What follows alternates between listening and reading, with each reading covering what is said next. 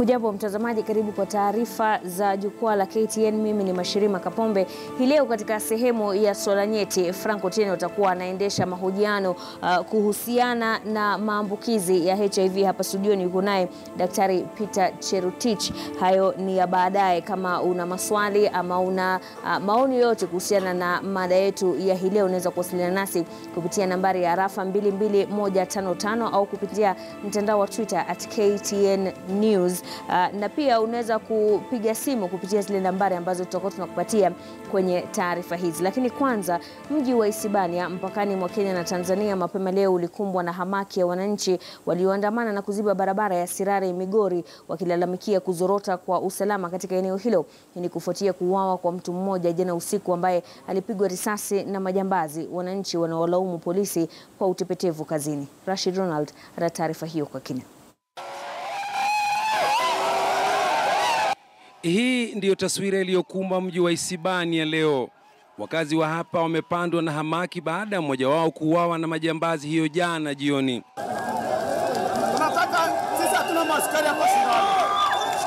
Majambazi hao pia waliwajeruhi kwa risasi watu wengine wawili, na leo wametatiza shughuli katika barabara ya kati ya Isibania na Migori.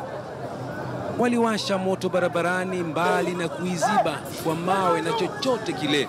Ilikuwa jioni kitu kama saa 1 na kielekea saa 2 kasoro. Sisi tulikuwa tumesimama hapa na mapikipiki. Nilikuwa nimeenda pale kwenye duka hilo nikachukua sukari na mkate. Sasa nilipotoka tu, wakati nafika kwa pikipiki hapa, nikaja kule kufunga kwa vile vitu kwenye pikipiki, nikasukia risasi ya kwanza, piu, ya pili, ya tatu. Tukiwa hapa watu tukatoroka tukaingia hapo kwenye manyumba. Alafu mimi nilikuwa tu hapo nje nikiangalia vile kilikuwa kinatendeka huko. Walikuwa majambazi walikuwa 4, 2 walikuwa ndani, 2 walikuwa wamesimama hapo kwa nje. Kisa hicho sio cha kwanza cha utovu wa usalama katika eneo la Isibania lililoko kwenye mpaka kati ya Kenya na Tanzania. Wakazi wa hapa wanawalaumu polisi kwa madai ya utepetevu. Anapatiana bunduki, inaendi nafanya maasi, vijana wasipomlipa hela anarudi anashika vijana anaweka ndani. Na mkubwa anajua hilo. Maskari hapa Sirare yenyewe wajaribu kuwa shapu. Wakati tokeo linapotokea wajaribu kuangalia nini kinaendelea. Na mambo ya kuwa kwamba mambo ya magendo watakuwa naangalia na watu hapa Sirare wanakufa kweli haitakuwa vizuri. Tungeomba serikali ijaribu kutuangalia vijana hapa Sirare, tunaumia sana.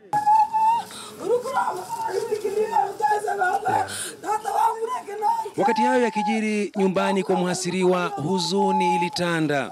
Jamaa na marafiki wamefika hapa kuifariji familia hii ambayo imempoteza mpendwa wao kwa risasi iliyofyatuliwa na majambazi. Inasemekana alikuwa akinywa soda nje ya duka wakati alipopigwa risasi na majambazi hao. Mimi nilikuwa mtu wa mwisho kununua mahindi wakiwa na mwalimu ambaye amefunjika mguu. Akaniambia, baba mdogo wangu, unaenda wapi? Tuende kunywa soda. Nikamwambia nataka kwenda nyumbani. Baada ya kufika hapo kwa junction kasikia marisasi.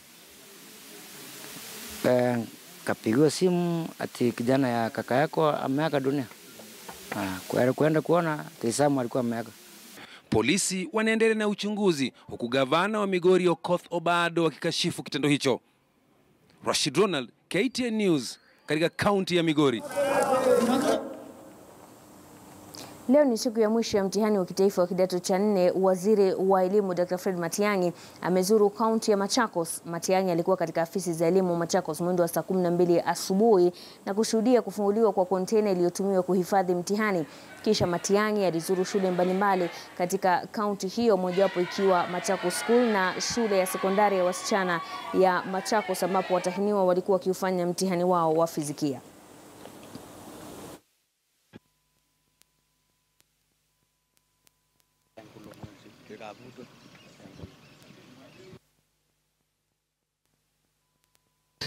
I think it has gone very well. The administration of the exam has been very smooth. We have not had any serious incidents anywhere in the country. The isolated and few incidents of attempted malpractice have been dealt with. And we are working with the various agencies to be sure that we address them effectively. As I said in the morning when I met the principals in Machakos, I'm very grateful to the work that has been done by the principals. One is here, the principal of Machakos Girls. They have done a fantastic job. Actually, the administration of exams this year was particularly intended to benefit more from the leadership and management of the principals and the head teachers, and they have done a fantastic job. Everywhere I have gone. Mahakama ya Naivasha imeamuru kuharakishwa kwa kesi inayowahusisha wabunge wawili kabla ya msimu wa siasa kuchacha.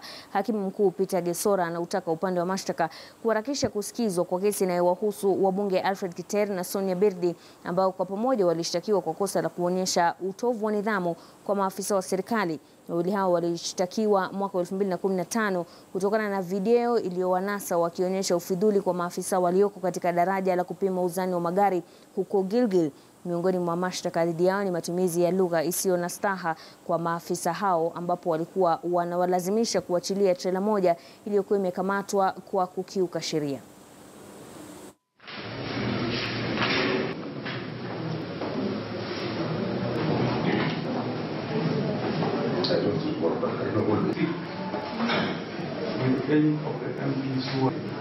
You see, you are recall the event.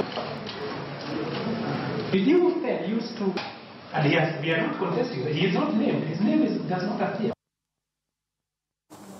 Polisi wametoa ilani kwa umma kufuatia tishio la ushambulizi wa makundi ya kigaidi ya Al-Shabaab na ISIS. Taarifa za polisi zinasema kwamba vikundi hivyo vinapanga mashambulizi yanayolenga magari ya usafiri wa umma maeneo ya mipakani na huko kaunti ya Mombasa. Taarifa hizo ni kutokana na ujasusi uliofanywa kwenye mienendo ya magaidi hao ambao wanasemekana wanapanga mashambulizi msimu wa shamra za Krismasi. Inspekta mkuu wa polisi Joseph Boynet amesema kwamba Wakenya wanapaswa kuwa macho kwa kuwa Al-Shabaab ni kundi ambalo linabaki kuwa sharti likabiliwe kupitia juhudi za pamoja.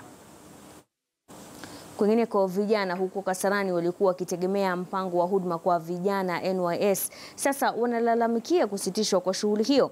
Wakiongozwa na mwenyekiti wao Duke Nyakundi, vijana hao wameapa kufanya maandamano mnamo Disemba tarehe 5 ikiwa waziri husika Cecily Kariuki hatawapa jibu la kuridhisha. We now demand for the following. 1. Immediate resumption of the program. Tunataka kazi irudi mara moja.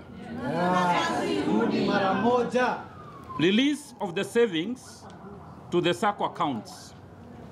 Speedy payment of dues for a section of the cohorts who were not paid during last phase.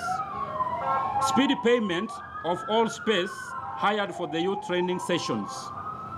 And finally, we are calling for full independence of the SACCOs away from the government bureaucracy so that they are owned and managed by the youth, particularly when it comes to investment options. We are giving Madam CS Cecily Kariuki 7 days only to act on these issues, or else we are going to call a mother of all demonstrations ever witnessed in this country on Monday 5th of December 2016 to bring back this program. Wakazi wa kaunti za Samburu na Laikipia wanalalamika kuhusiana na kile wanachokitaja kudhihakiwa na serikali kuu kufuatia juhudi zao za kuleta amani kati ya jamii hizo mbili ambazo zimekuwa zikizozana. Wakazi hao wakiongozwa na viongozi wa wanafunzi wa chuo kikuu cha Maa wametaja kusikitishwa na hatua ya maafisa wa polisi waliowazuia kufanya mkutano uliopangwa na viongozi kutoka kaunti za Samburu na Laikipia siku ya Jumapili. Sasa wamemtaka waziri wa usalama wa ndani Jenerali mstaafu Joseph Ngaiseri kuingilia kati na kuangazia malalamishi yao.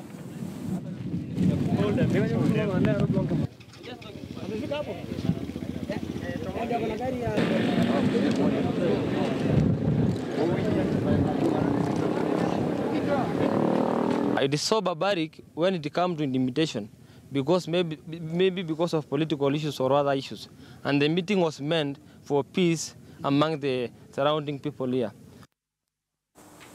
Mtazamaji, nakomea hapo kwa sasa, lakini hivi punde Frank Otieno atakuwa anarejea na sehemu ya Solanyeti ambapo wanazungumzia swala la maambukizi ya HIV akiwa naye Daktari Paul Cherotich. Naitwa Mashirima Kapombe, tukutane mwendo wa saa 1 kwenye KTN leo.